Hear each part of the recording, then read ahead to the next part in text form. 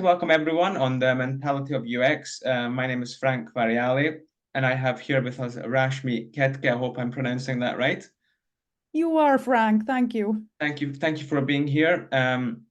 So basically today I want to get an experienced UX researcher and former designer's experience on the UX industry and in the IT industry in general, because there's a lot of people out there like myself who got into the design aspect or UX in general maybe just over a year ago, or I know people who got also redundant, who are in senior positions, who are struggling to find jobs.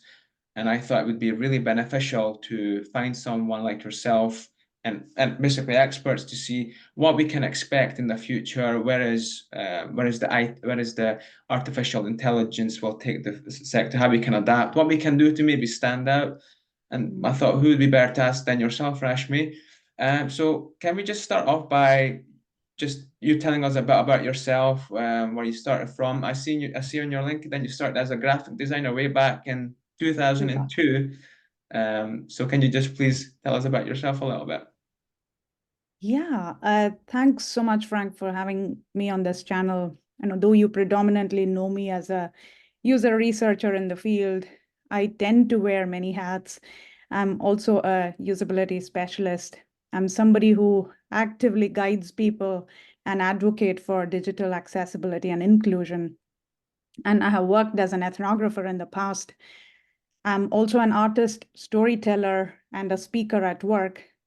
I know these are very, very different skills, so to say, but they all do come together, and they are of great use to somebody like us in the UX industry who finally have to tell the story in the business, right?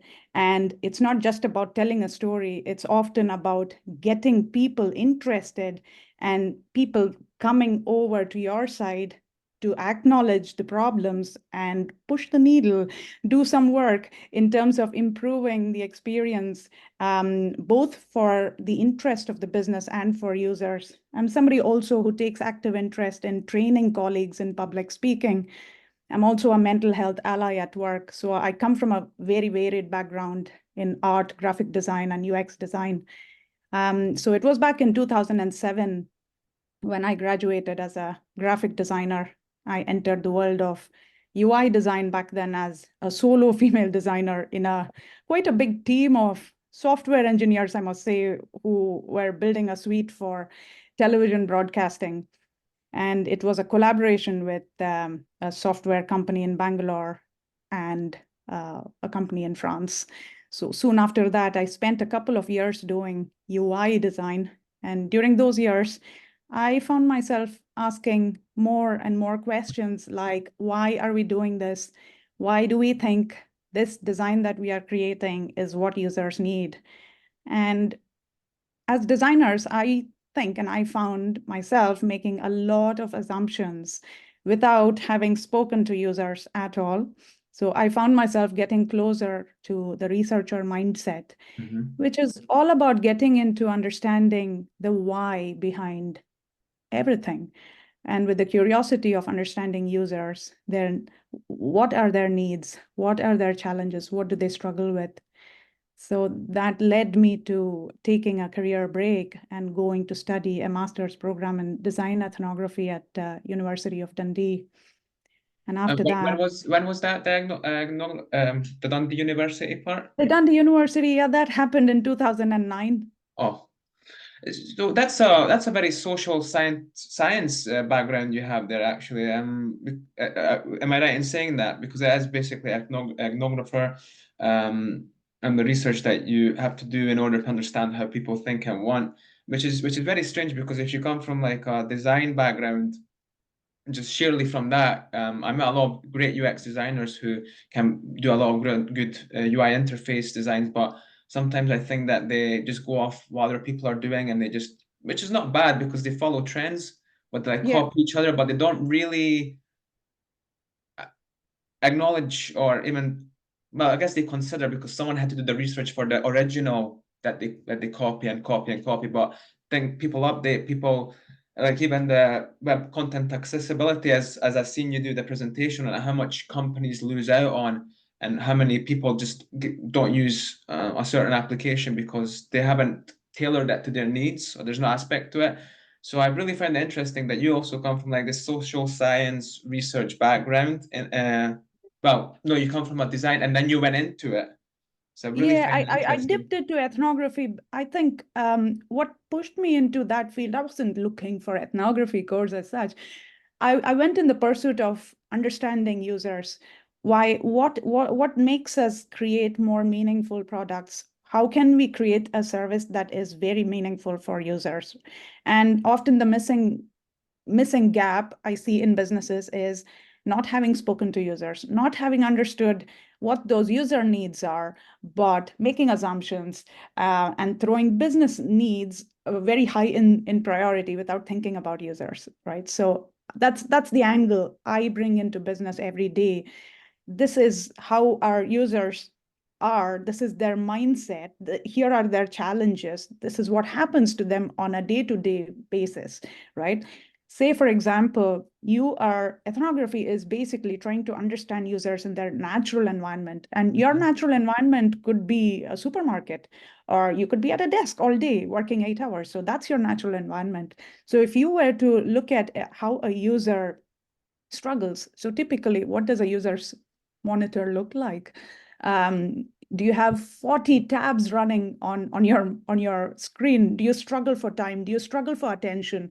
You are under stress. You are delivering a lot of things. Now, this is the typical scenario for a user that we design for, and we should keep in mind.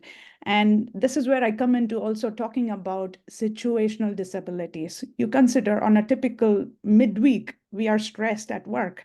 And Correct. I normally have 40 or 50 tabs open on my computer, and I never do one task from start to end.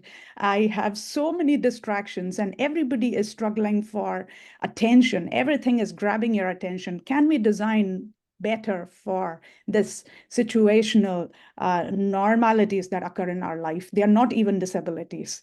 These are the challenges a typical user faces. And that's the bit I bring in from ethnography and understanding users.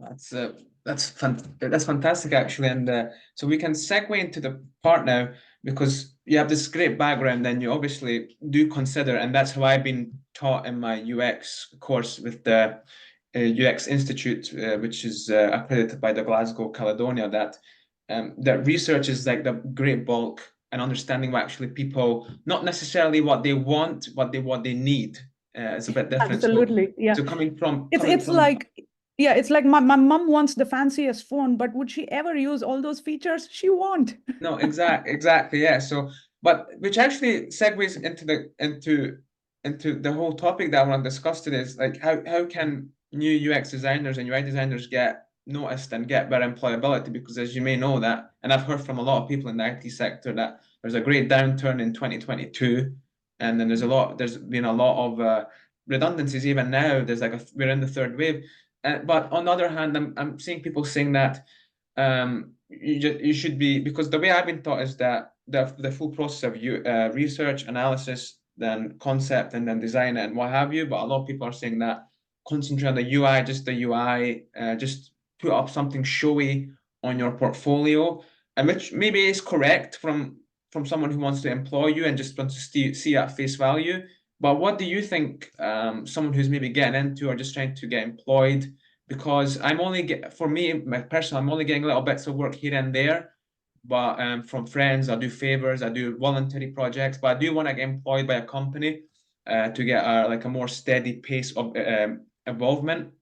So I'm just wondering, what would you say to someone who's just starting out, or someone like me, or someone who got maybe sacked or fired or let go? How could they show that, in considering what you said, be employable and competitive in the market today?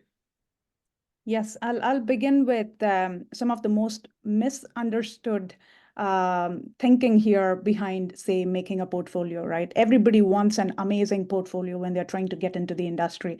And maybe I can share a few insights into what the industry appreciates coming Please from a do. portfolio. right? So it is not polished. It is not those beautiful imagery, not the beautiful UI, not the beautiful UX that you can showcase to the best of your ability. Yes, that's what sells to the client, but that is not what sells to an employer.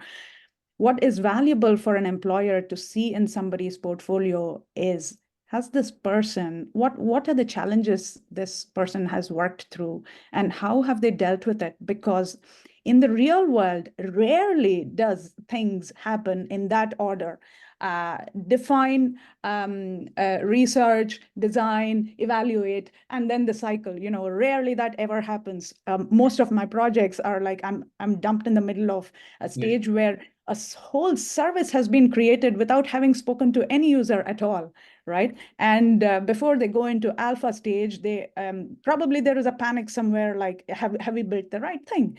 Yes, they are asking the right question, but too late. But this is reality. And then how would I deal with that real scenario, which is what happens most of the time?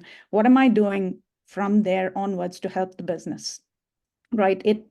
Employers want to see that rough process. They want to see the steps in how you got from point A to point B, and what value did you add to the business and to the user's experience at the end. How much of the needle did you push? Did you influence the senior business stakeholders, right? Okay. Did they start to address the big concerns, or did they still talk about making as much money as they could? Okay, that's fair enough. So just to understand, so because that's what I've been told is by the institute, the UX Institute, that don't put everything in it, but just make sure that the future prospective employer sees your process. But then I would argue that put a few not mistakes in it, or what you thought was correct, what you thought could be good, to see how you went from, as you said, A to B. And I like that, pushing the needle, even if you attributed a little, but what was your part and how you could sell that yourself. Because yeah, people think, it's the end of your job if you've done beautiful designs. It's not. Mm, There is a huge part that comes after it, which is influence in the business. That is what we are supposed to be pushing for.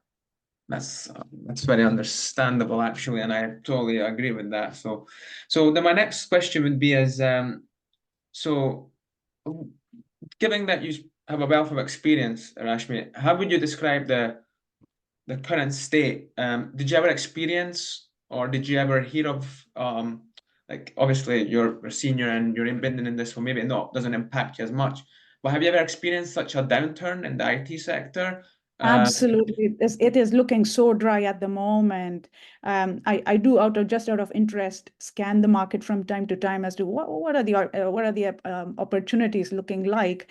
It is quite dry because a lot of hiring happened during the pandemic. There was the anticipation that that business was soaring, and the Mhm. overdrive of hiring happened. And obviously, the demand and the supply didn't quite align, and there were mass layoffs. I've just escaped a mass layoff last year myself. Nobody is safe. Okay. That's the feeling I get in the current economic state of things, at least in Europe, in the UK. So yes, opportunities are slimmer at the moment, but things have just started to pick up again, and I'm hopeful.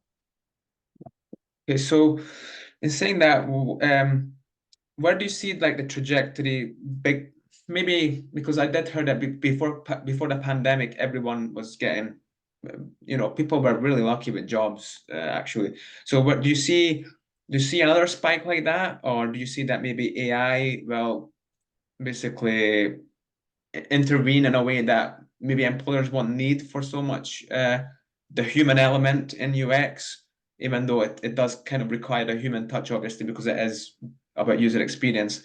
But where do you see UI going, or do you see maybe such thing as haptics or virtual reality soaking up new UX experience designers? Or where do you see this going exactly? Yeah, these are really big questions, Frank. So if I were to maybe chop your question into Yes. just taking one part of it, right? So where do I see this trend going? So yes, I'm seeing a very big trend in the use of artificial intelligence and machine learning. So many of the websites we use, you can start to identify it's got machine learning built in, especially if you're trying to chat with customer service for a bank or a consumer website from where you're trying to buy products. So these are the most common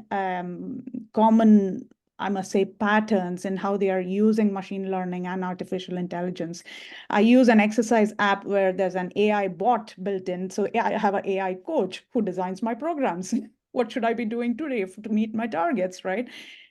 Given a variety of things can happen over the course of completing the targets. So while the opportunities are huge, I also have ethical concerns. And I think if anything may tug that weight down of how fast can we go in this AI race, it would be those ethical concerns.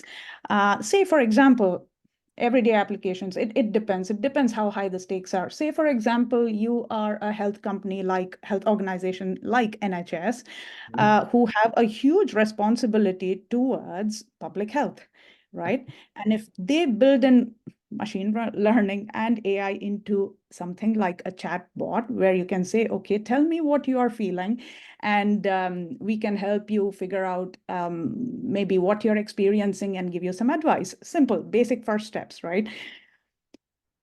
And there is the danger that it may recommend something wrong to you. And if it may influence you to believing that you have a mental illness of a particular type, right, you would be massively concerned. So there is a huge responsibility in what these sort of apps are doing. Of course, sometimes we hear stories where things have gone awfully wrong, where a AI chatbot influence to for somebody to take their own life because it made them feel they were not good enough when they were going through a state of drastic depression.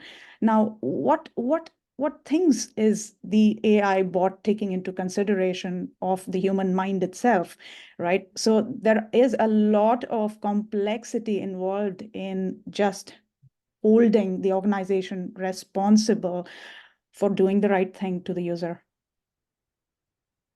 Oh, so basically, so what you're saying in a bit of a cynical way, if I understood that correctly, that companies may need the human element a bit more, just in case AI is not good enough to suggest or the experience that it might give to the user correct analysis in a way. Is that? Absolutely. So sometimes the stakes are high, like in the case of a health industry, the example I gave you.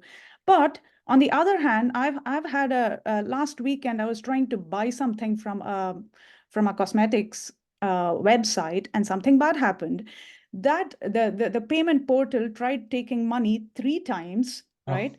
But I checked with the company. They only received payment once, but my bank flagged up something malicious. My bank, fortunately had AI built in to recognize fraudulent patterns. And I immediately got a message to say, we detected fraudulent activity and we have stopped 2 payments to this company. So those were repeat payments. So that's where it can help customers as well. So I'm not being all cynical. It really depends on the application. On the other hand, where stakes are very low, how much bad can it happen is like, say, for example, I'm trying to buy a skin product and it's trying to match my skin color to buying the right shade.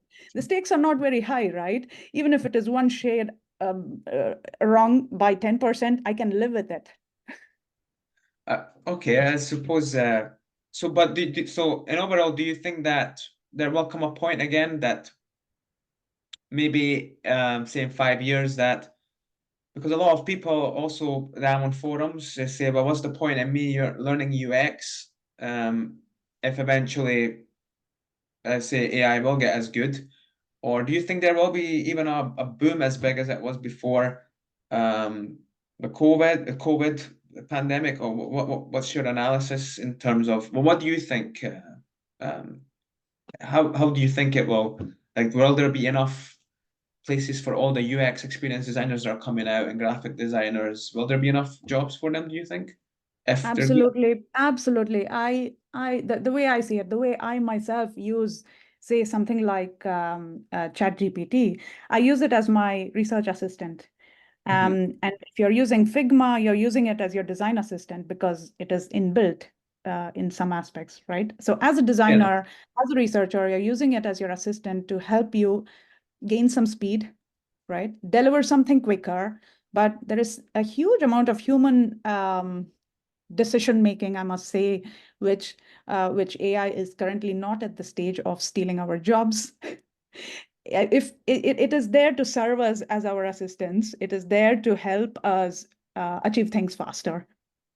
And if I feed it 2 pages or say 10 pages of qualitative data and I ask it to analyze, it is going to give me quite a decent summary of what those 10 pages of content was. And if I ask it to refine a piece of content and say, can you write it in the slant so that a 9-year-old can understand?